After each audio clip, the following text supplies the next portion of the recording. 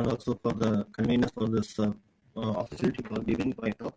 Actually, a short apologies for the organizers, as I was sometimes delaying my reply and also changing the topic sometimes, maybe to say. Thank you for your all conveniences. And right now, I would like to start my topic on that. First of all, I'm Dr. Thiyagarajan. Right now, I'm working as a research scientist at Indian Institute of Technology, Chennai, at India. Hope some of you all know about where it will be in that. It will be in the southern side of that province called Tamil Nadu. It is in that capital city of it, where I'm talking from there. So far, I was working from the Bharat University, on another state university from Tamil Nadu itself, and then I moved to China to work under the high pressure research work, particularly to say, and then Argon for source for some time, and then I moved to for the second postdoc at IFMP distance TUD distance under Professor Johan Geck. Thereafter, I am joined as a research scientist over here for a project with the central government. So, getting into that, the properties of the magnets, the title will be as said, the properties of the magnets. Magnets is a type of materials that belongs to the perovskite family, that is AbO3 structure, in which I have carried out some experiments under extreme conditions, so-called high pressure, low temperature, and my high magnetic field all together for kind of measurements, magnetization resistivity, as well as XRD and Raman. Those are all the physics experiments I have carried out. So directly start with measurements. Hope some of you all, of course, to say that physical property measurement system with the vibration sample microtometer, that is a separate module which could be attached with the PPMS. That has been utilized to carry out that high magnetic field and till 9 Tesla and down to temperature 2 Kelvin from room temperature. Even we can start from the 4 Kelvin itself. This is the model. Whereas the closed cycle refrigerator with the variable temperature insert, that module has been utilized to carry out low temperature experiments till 4 Kelvin temperature. Liquid nitrogen temperature. Liquid temperature. So another important external parameter that included, that is optimum, that has been updated to the sample, whichever sample we can use to understand the material property and behavior under extreme conditions. Already, as said before, low temperature and high magnetic field, that all together with the high pressure also. So, what kind of the structural stability and the lattice dynamics with the pressure volume relationship, phase transition, and phase diagram all could be understood to understand the geological nature of the materials and also the physics and material science, some chemistry out of it also. And it could be used to develop a new materials under high pressure technology. For example, high pressure synthesis is also one of the important technique to prepare materials, some sort of extent of pressure applied. Overall, the measurements under pressure, it's a very basic school level information to share. That measurements under pressure that could be used in the scale, for that could be pressure is equal to force by area. If the area is very high, so that the pressure will be low. So if the area is small, then the pressure will be very high. So in the inversely proportional to each other, that we can obtain a pressure, some terms to say in the scalar unit, the Pascal or Newton meter square. Practically, we are using a bar. We can see some hydraulic presses. Normally, we use the 500 bar, 230 bar, 100 bar, that kind of pressures, that kind of hydraulic presses we are using to make a pellets to study the material properties. Whereas the high pressure measurements, we are going up to at least starting from the kilobars. That is equal to 0.1 gigapascal. So, as of the nature in pressure in nature, we should understand why it is when the center of sun will be having several hundreds of megabar, whereas in sea level it will be 1 bar. That is, we are considering for our case our atmospheric pressure, whereas in the bottom of the deepest ocean it will be a 1 kilobar, just as nothing but a 0.1 GPa. Whereas the bottom of the earth mantle, it will be like 2.5 GPa. The center of the sun, as it is calculated, it will be 360 gigapascal. So that external pressure could be used to understand the properties of the material around bottom or the center of the earth, what will be happen, why kind of physics behind on it. Whereas the type of artificial pressure we can interpret in terms to say uniaxial shear and hydrostatic pressure. It's also the textbook information. So uniaxial pressure will be having the two pairs of forces in opposite direction, perpendicular to each other, or kind of face perpendicular to the face of a material in which pressure will be applied. Whereas the shear press will be a pair of forces that will be parallel to the faces, whereas the hydrostatic pressure will be given in all the directions. So what will be happen out of it? In the first type, there will be a shrink in the upright direction, whereas other two directions will be elongated. So the material will be easily deformed into that unused phases. The same kind will be happening in the shear pressure. The very small shear pressure is enough to damage the completely thereafter. Whereas the hydrostatic pressure will reduce the volume, whereas it's retain its phase. So what will be happen? The property will be definitely changed, but there is no much deformation happen to the material. So under hydrostatic pressure, studying the properties of the material under static pressure will definitely give some proper information out of it. For example, a phase transition definitely may happen according to the other parameters called pressure, temperature, or magnetic field. So the damages should be avoided. In that case, hydrostatic pressure will be used, as I said before. So what we need as of that, pressure transmitting liquid or any kind of solid will be needed, but it should be it should produce the hydrostaticity to the material. So advantage will be the quality of the hydrostaticity should be the same. No shear should be happen according to the pressure transmitting medium. That uniform distribution will be happen that not affect the accurate data. So disadvantage will be some certain limit after some certain external pressure. That pressure liquid medium will be solidified. That will be leading to discontinuity in the pressure drop. So quasi-hydrostatic pressure is also could be obtained or could be applied to the material through the solid kind of a powder kind of pressure transmitting medium, for example, talcum powder in NaCl. So in that case, what could be I have involved in what are all the measurements I have involved in so far during my research and also my right now the working condition.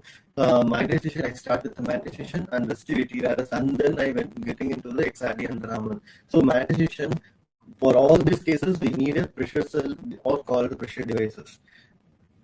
As we start, we have a instrument in which we could carry out experiments like resistivity or magnetization in that kind. Whereas we need an external module or external device to give a pressure to the sample. So that's called a pressure devices or cells. So as of now, or commercially available pressure cells could be used. Magnetization could be done up to the 1 GPa using a cell called or pressure device called piston cylinder type.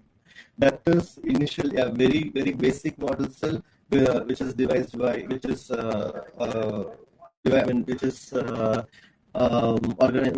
found by a P.W. Bridgman, who is the father of the high pressure research. Whereas the resistivity could be done with the 3 GPa cell. It's also kind of piston cylinder type.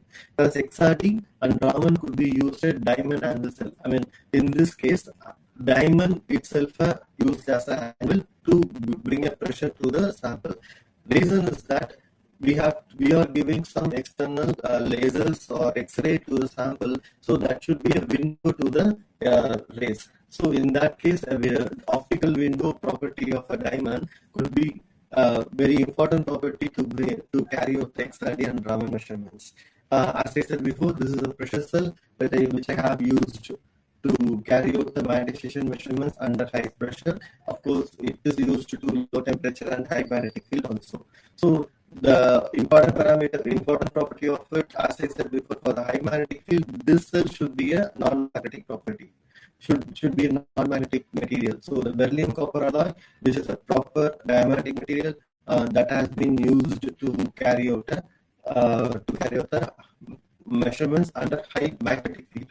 and also it could exert a pressure inside the sample. For example, the configuration of the cell has been, which has a Teflon capsule. Inside of it, we will place a sample, of course, with a calibrant. Right now, we are getting into a new term called calibration. What is in terms to say what is calibration? We are giving the pressure by some kind of pressure devices are called 2010 plus hydraulic presses. So the hydraulic press, we can see a pressure in the dial of the hydraulic press that will be in terms of 2010 or 5 psi, something that will be there.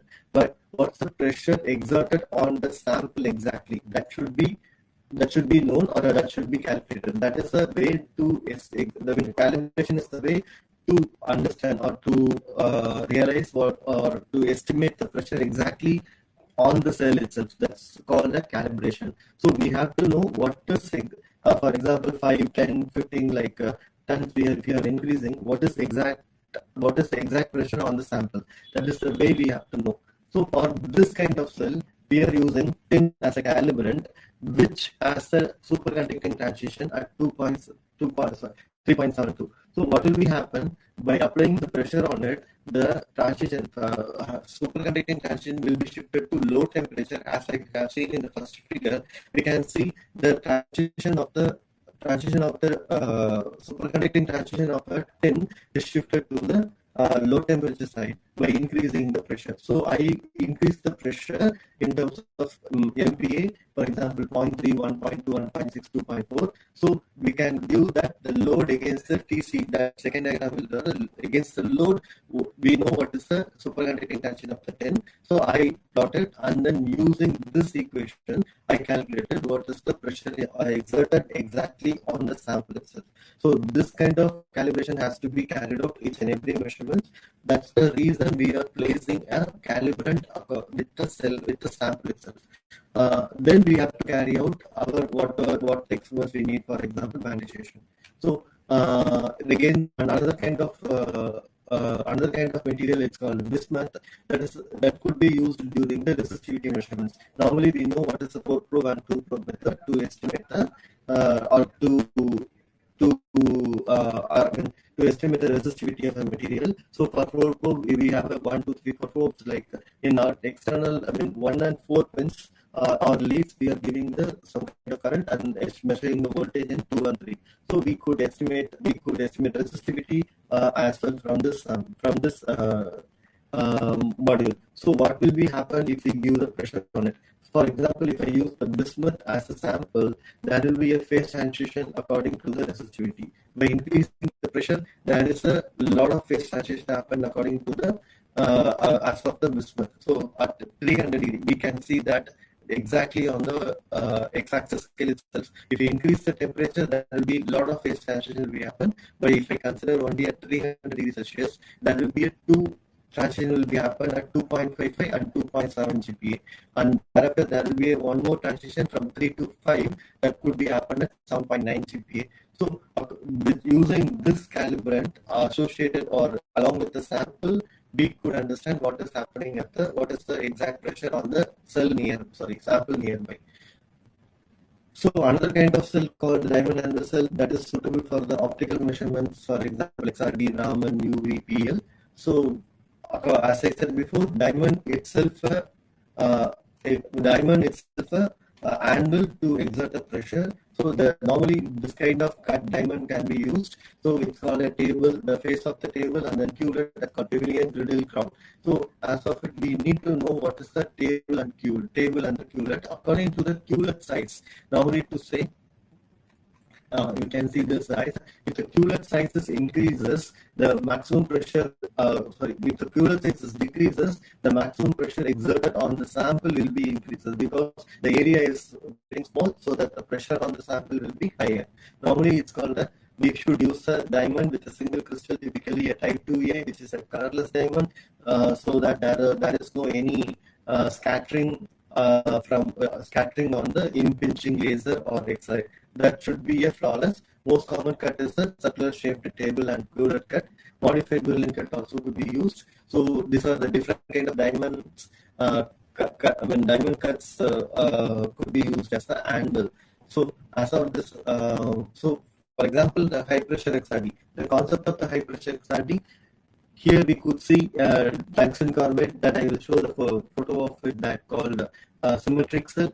We can see the diamond tungsten carbide anvils and seeds to say, and then ruby balls will be used as a calibrant in the optical measurements that I will explain next slides. So sample will be placed along with the ruby, which is a pressure calibration for the optical measurements. So diamonds as the anvils will be used for the XRD measurements. The focused X-ray beam fall on the sample through the diamonds, and on the other side, the transmission mode setup, that will be the diffracted X-ray beam, will be analyzed uh, to understand the changes in the phase of the sample. So in the case of high pressure Raman, the focused laser will fall on the sample, and then the transmission mode, the backscattering mode, will be used in the high pressure Raman. The same, similarly, the ruby, as said before, ruby will be used as a pressure calibrant for optical measurements, to understand or to realize what is, or to estimate what is the exact pressure on the sample during the measurements itself.